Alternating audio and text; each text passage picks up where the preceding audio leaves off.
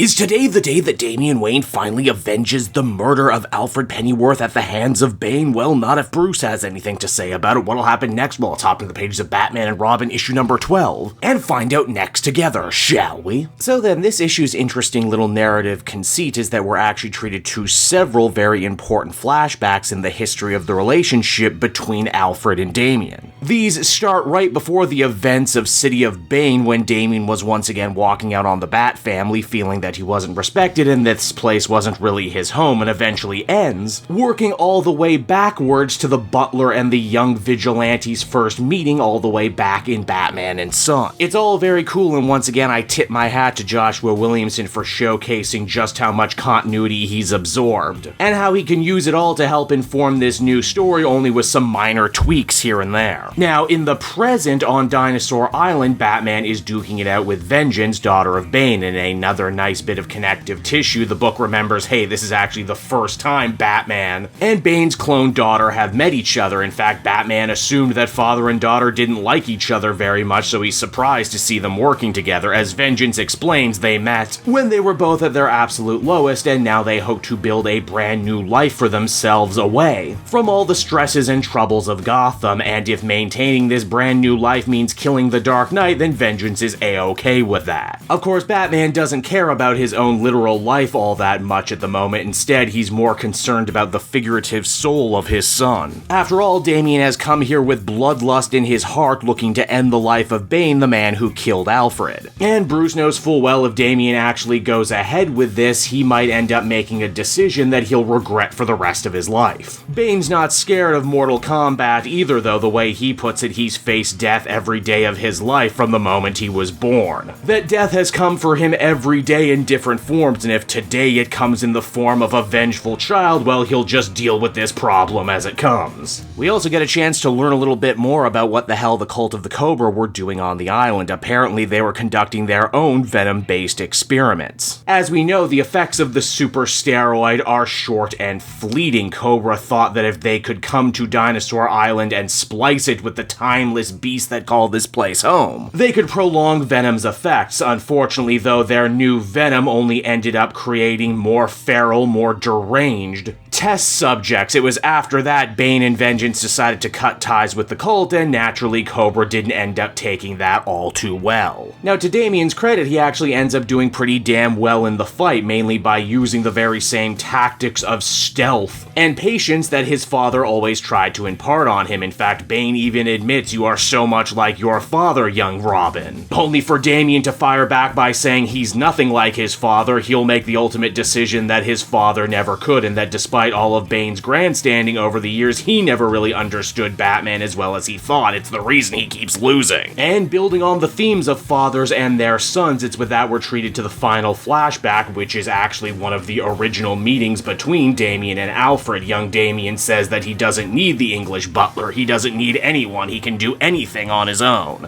Only for Alfred to say that young Master Bruce said much the same thing to him early on in his crime-fighting career, and that ever since their relationship has been a roller coaster, lots of ups, lots of downs. But in the end, he never doubted that he loved Bruce and that he thought he was capable of so much more than even he believed, and that remains true even for Damian, even now at his darkest moment, when he can't decide whether or not he should spare Bane. In the end, the vengeful Damian actually does spare his hand, offering Bane mercy, figuring that to murder in Alfred's name would only spit on his legacy, something that Damian obviously doesn't want to do. And besides, leaving Bane alive but defeated is ultimately a more humiliating fate than the simple release of death could ever properly be. Bruce says that he's very proud of his son, how far he's grown, and that Alfred, were he here, would definitely say the same. Hell, the only person who seems to not respect this outcome and Damian's character growth is actually Vengeance herself, who decides that she wants to see a death this day one way or another. So she decides the best course of action would be to shoot Damian with a dart filled with with Cobra's brand new Venom compound, turning him into a massive, hulking, animalistic version of himself who vows to not just kill Bane this time, but actively break him. And so that was Batman and Robin issue number 12, everybody, and once again, I think Joshua Williamson manages to deliver a really strong issue, especially this late in the game. There's just so much great thematic material here to be mined, all the ways in which Damian and Bane are actually similar. They had horrible childhoods that ended up greatly shaping the people they would become. Bane thinks he cannot escape his fate because he's a leopard who can't change his spots, while Damian, despite everything, actually ends up proving that he can overcome his baser, more violent nature. More than anything, though, I think what this issue and the previous one really ends up being is just a very sweet love letter to Alfred and how much he actually brought to the Batman universe. And why he is, at the end of the day, so very missed, not just by the characters in the story, but by us, the reader, as well. I really wasn't expecting Vengeance to end up being such this agent of chaos either. I guess if Damian is the cloned kid who is able to conquer his own nature, then Vengeance is the flip side of that coin, someone who can't say no to violence, and who ends up making the whole situation a lot worse. Overall, I would give this one a very positive 8.5 out of 10. I think this might actually go down as one of Joshua Williamson's strongest Bat stories.